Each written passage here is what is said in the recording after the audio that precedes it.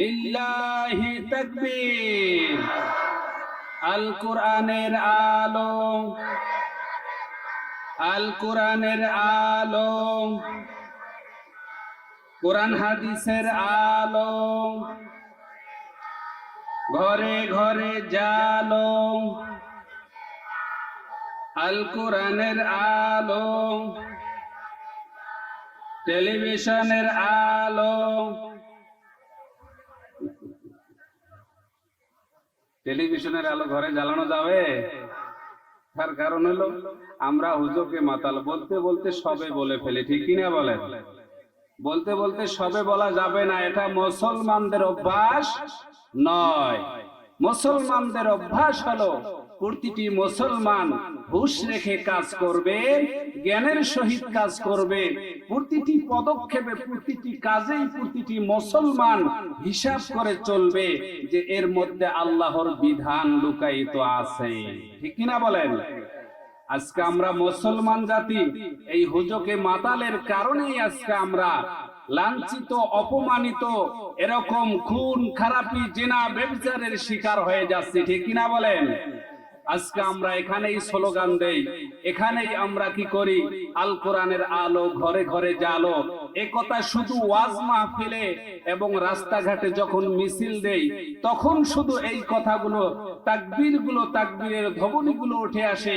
যখনই আমাদের সামনে, আমাদের দেশে একটা খারাপ কাজ হয়ে যায়, যেমন কিছুদিন আগে কয়েকদিনের ঘটনা, রানিং চলতেছে 2-1 দিনের ঘটনা, যে গাজীপুরের মুফতি মহিবুল্লাহ সাহেব দামাত বারকাতুহুম, ওনাকে যেভাবে অপহরণ করা হয়েছে, জুলুম করা হয়েছে, নির্যাতন করা হয়েছে, এর কারণ হলো আমরা মুসলমান, বাংলাদেশের মুসলমান হলাম হুজুকে বাঙালি, ঠিক কিনা বলেন?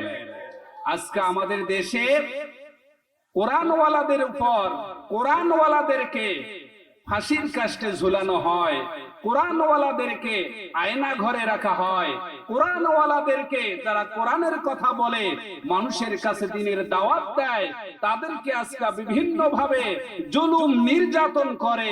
এর কারণ হলো আমরা ইসলামের দিক দিয়ে অজ্ঞ, ঠিক কিনা বলেন?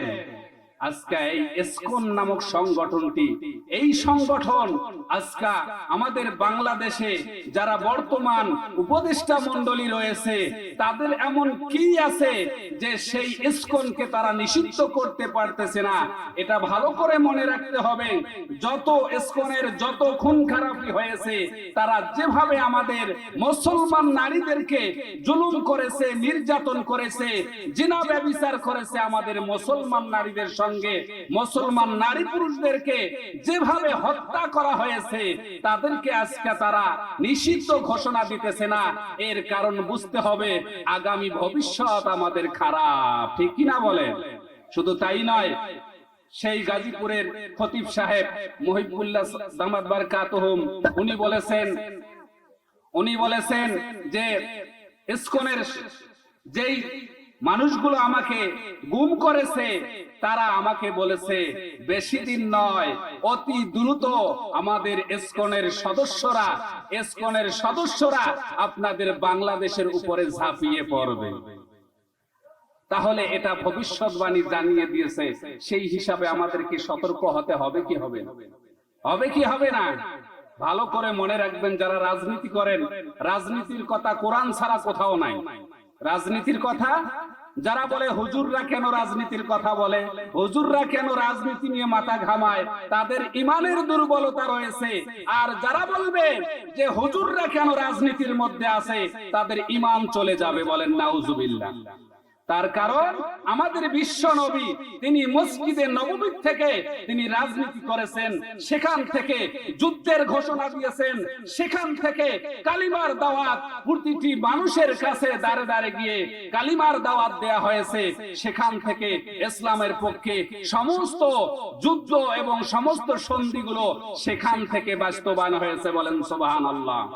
তার কারণ আমাদের নবীজি দেখিয়ে দিয়েছেন, যেমন মসজিদে নববী থেকে ইসলামের পক্ষে কোরআনের রাজনীতি চালু হয়েছে, তেমনি ভাবে সেই মসজিদে নববীকে স্মরণ করে আমাদের সারা বিশ্বের যত মসজিদগুলো রয়েছে, এই মসজিদগুলোর মেম্বার থেকে কোরআন হাদিস দিয়ে হক কথা বলে বলে সমস্ত জালেমদেরকে কাবু করে আমাদের বাংলাদেশের জমিনে শুধু নয়, দোয়া করতে হবে আল্লাহ তাআলা যেন সারা বিশ্বে এই কোরআনের রাজ কায়েম করে দেন। বলেন ঠিক কিনা?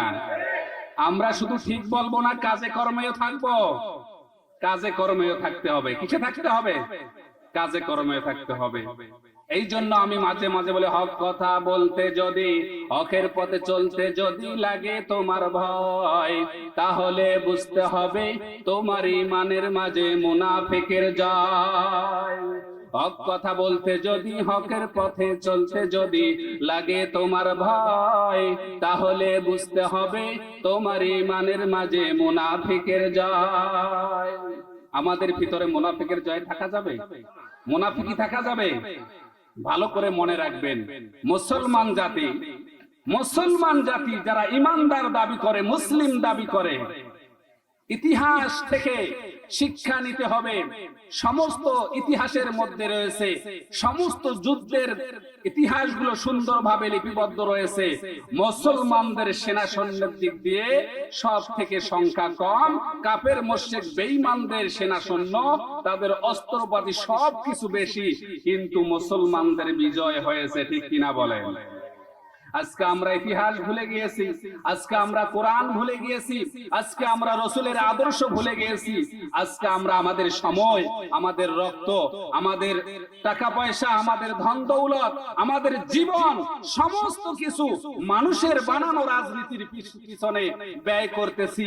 কিন্তু আল্লাহর কোরআনের পিছনে, যেই আল্লাহ পাক রব্বুল আলামিন আমাকে দুনিয়াতে প্রেরণ করলেন, আর প্রেরণ করেই আল্লাহ পাক রব্বুল আলামিন ঘোষণা দিলেন যে তোমাদেরকে আমি প্রেরণ করেছি আমার প্রতিনিধি হিসাবে। বলেন সুবহানাল্লাহ। কার প্রতিনিধি? প্রতিটি মুসলমান প্রতিনিধি। কার প্রতিনিধি? প্রতিনিধির কাজ কি? আমাদের রাষ্ট্রীয় প্রতিনিধি যারা, এরকম এমপি মন্ত্রীর থেকে শুরু করে মেম্বার চেয়ারম্যান যারা রয়েছে, তারা হলো আমাদের দেশের প্রতিনিধি। তারা হলো আমাদের দেশের প্রতিনিধি। দেশের পক্ষ থেকে যেই বাজেট দেয়া হয়, দেশের পক্ষ থেকে যেই হুকুম করা হয়, যেই সমাজের জন্য, যেই রাস্তার জন্য, যেই জায়গার জন্য কোনো বাজেট পাস করে, তাদেরকে এরকম প্রতিনিধি হিসাবে প্রেরণ করা হয়। তারা সেই সমাজে গিয়ে সেই রাস্তার পাশে দাঁড়িয়ে দাঁড়িয়ে তারা সেটা বাস্তবায়ন করে। ঠিক কিনা বলেন? অর্থাৎ প্রতিনিধির কাজ হলো একমাত্র তার উপর লেভেলের যারা আছে, তারা যেভাবে আদেশ করেছে সেভাবেই সেই কথাগুলো, সেই কাজগুলো বাস্তবায়ন করাই হলো প্রতিনিধির কাজ। ঠিক কিনা বলেন? তো আল্লাহ পাক রব্বুল আলামিন আমাদেরকে প্রতিনিধি হিসাবে পৃথিবীর বুকে প্রেরণ করলেন। প্রেরণ করে আল্লাহ পাক রব্বুল আলামিন জানিয়ে দিলেন, রে বান্দা, তোমাকে পৃথিবীতে আমি প্রেরণ করলাম শুধু খাওয়া দাওয়া, শুধু ঘুম, শুধু ঘোরাফেরা, কাজ কারবারের জন্য তোমাদেরকে দুনিয়াতে পাঠাই নাই। তোমাদেরকে পাঠাইছি একমাত্র আমার প্রতিনিধি হিসাবে। আর আমার প্রতিনিধির কাজ হলো আমি যেই হুকুমগুলো করেছি সেই হুকুমগুলো হলো তোমরা মানবা। আর সেই হুকুমগুলো যখন মানবা, সেই হুকুমগুলো তোমাদের আমলনামায় ইবাদতে পরিণত হয়ে যাবে। আল্লাহ পাক রব্বুল আলামিন আমাদেরকে উদ্দেশ্য করে বলেন, ইয়া আইয়ুহাল্লাযীনা আমানু, হে ঈমানদারগণ। আমাদেরকে ঈমানদার সম্বোধন করেছেন কে? আমাদেরকে ঈমানদার সম্বোধন করে ডাক দিয়েছেন কে? আল্লাহ পাক রব্বুল আলামিন ঈমানদার কখন ডাক দিয়েছেন? বান্দাকে ভালোবেসে ঈমানদার বলে ডাক দিয়েছেন। যেমনি ভাবে একটি সাধারণ উদাহরণ দিলে বুঝতে পারবেন, আমাদের সকলেরই সন্তান রয়েছে, সেই সন্তান গুলোর নাম রাখা হয়। নাম রাখার পরেও তাদেরকে একটা আদর করে ডাক দেয়া হয়, কি হয় না? সোনামণি বলে ডাকা হয়, পাখি বলে ডাকা হয়, বাবু বলে ডাকা হয়, আম্মু, বিভিন্ন ধরনের বিভিন্ন ভাবে সুন্দর অঙ্গি ভঙ্গি দিয়ে, সুন্দর একটা শব্দ দিয়ে সন্তানদেরকে ডাক দেয়া হয়। কেন ডাক দেয়া হয়? সন্তানকে খুশি করার জন্য। সেই সন্তান ও সেই পিতা মাতার সেই ভাষা শুনে যখন তার পিতা মাতাকেও সুন্দর ভাষায় ডাক দেয়, সেই সুন্দর ভাষায় ডাক দেওয়ার সঙ্গে সঙ্গে সেই পিতা মাতার অন্তর জড়িয়ে যায়, কি যায় না? তাহলে সন্তানের মুখের ভাষা, তার মুখে বাবা মা ডাক শোনার জন্য আজকে মনে হয় হিসাব করলে মনে হয় ক্যালকুলেটরে ধরবে না।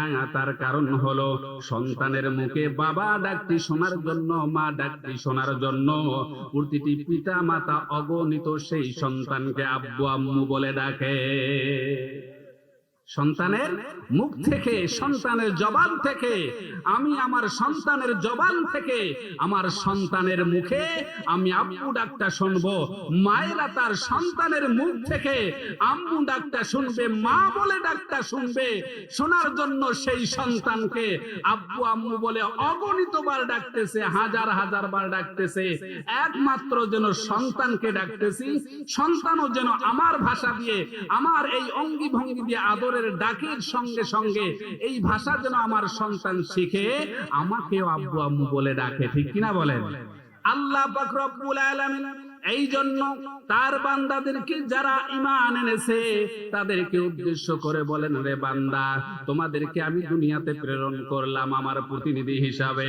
আর আমার প্রতিনিধির যেই কাজগুলো রয়েছে, আমি যেই হুকুমগুলো তোমাদেরকে দিয়েছি, যেই আদেশগুলো তোমাদেরকে করেছি, সেই আদেশ মোতাবেক যদি তোমাদের জীবন যাপন করো, তোমাদের মাঝে আমি একজন নেতা পাঠাইলাম যার নাম হলো মুহাম্মাদুর রাসূলুল্লাহ সাল্লাল্লাহু আলাইহি ওয়াসাল্লাম। যার নাম কি? মুহাম্মাদুর রাসূলুল্লাহ। আল্লাহ পাক রব্বুল আলামিন তাকে আমাদের মাঝে নেতা হিসাবে কেন প্রেরণ করলেন, এটা অবশ্যই চিন্তা করতে হবে। তার কারণ হলো যে আমাদের নেতার একজন প্রয়োজন আছে না নাই? আর যেই নেতা আল্লাহ পাক রব্বুল আলামিন আমাদেরকে উপহার দিলেন, তাকে উপহার দিয়ে তার কাছে এরকম কোরআনে পাক তার কাছে নাজিল করলেন, ওহী প্রেরণ করলেন। সমাজের মধ্যে যাহা কিছু হয়, পৃথিবীর মানুষগুলো যাহা কিছু করে, তারা সমাজের মধ্যে ভালো মন্দ যেই কাজ কারবার গুলো করে, সেগুলোকে টার্গেট করে আল্লাহ পাক রব্বুল আলামিন আদেশ এবং নিষেধ জারি করে দিলেন আমাদের নবীজি দোজাহানের বাদশার কাছে। তার কাছে দেওয়ার কারণ হলো তার দ্বারাই দিনকে পৌঁছাই দিবে সবার দ্বারে দ্বারে। আর তিনি যখন নেতা হিসাবে, যখন তাকে আল্লাহ পাক রব্বুল আলামিন নেতা হিসাবে আখ্যায়িত করলেন, তার আগে, নেতা হওয়ার আগে সমস্ত কাফের মুশরিক বেঈমানরা তাকে আল আমিন উপাধি দিয়েছেন। বলেন সুবহানাল্লাহ। তাকে কি উপাধি দিয়েছেন? আল আমিন মানে সত্যবাদী।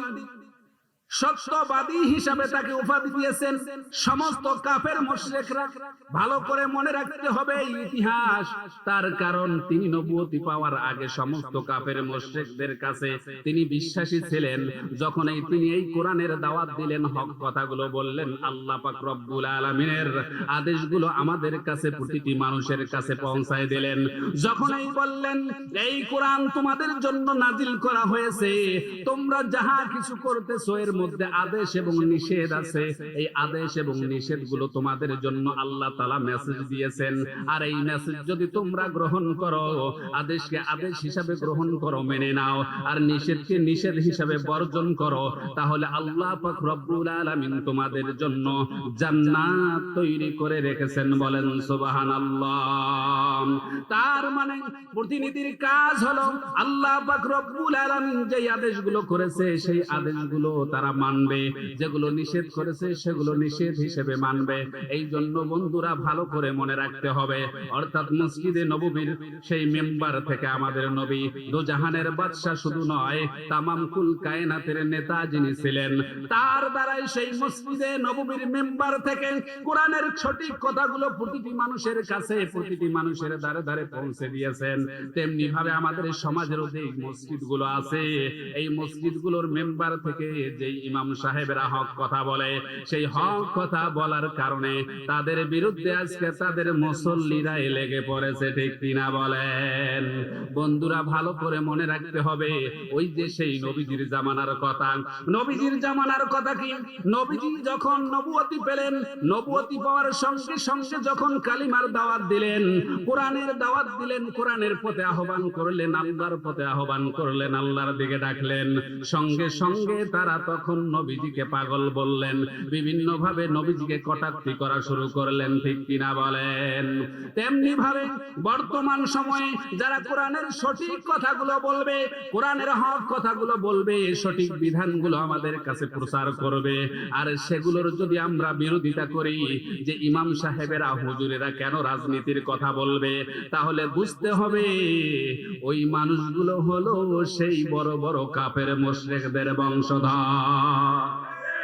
এখান থেকে বুঝতে হবে ইতিহাস, মুসলমানদের ইতিহাস থেকে বুঝতে হবে সেই নবীজির জামানাত থেকে শুরু করে তখন কোরআনের কথা বলার আগে, কোরআন আসার আগে, নবুয়তি পাওয়ার আগে যারা নবীকে এরকম আল আমিন উপাধি দিয়েছেন, বিশ্বাসী হিসাবে উপাধি দিয়েছেন, যে সত্যবাদী হিসাবে তাকে সমাজের মধ্যে আখ্যায়িত করেছেন, যখনই তিনি কালিমার দাওয়াত দিতে গেলেন, কোরআনের কথাগুলো বলতে গেলেন, সঙ্গে সঙ্গে কাফের মুশরিকরা সেই নবীজিকে নিয়ে কটাক্তি করা শুরু করলেন এবং মিথ্যাবাদী হিসাবে আখ্যায়িত করলেন সমাজের মধ্যে। বলেন নাউজুবিল্লাহ। তো তেমনি ভাবে আমাদের সমাজেও, আমাদের দেশেও যারা কোরআনের কথাগুলো, সঠিক কথাগুলো বলতো, সঠিক কথাগুলো বলে, তাদেরকে এরকম আমরা বিভিন্ন ভাবে বলি ইমাম সাহেব হুজুরেরা কেন রাজনীতিতে যায়। রাজনীতি শোনেন, তামাম বিশ্বের মধ্যে 4 জন মানুষ দিয়ে আল্লাহ পাক রব্বুল আলামিন এই তামাম বিশ্বটা শাসন করেছেন। বলেন সুবহানাল্লাহ।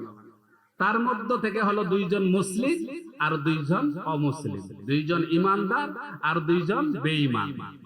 তাহলে মুসলমানরা ইতিপূর্বে যদি তামাম বিশ্ব শাসন করে থাকে, তাহলে সেই মুসলমানের জাতি আমরা কিনা?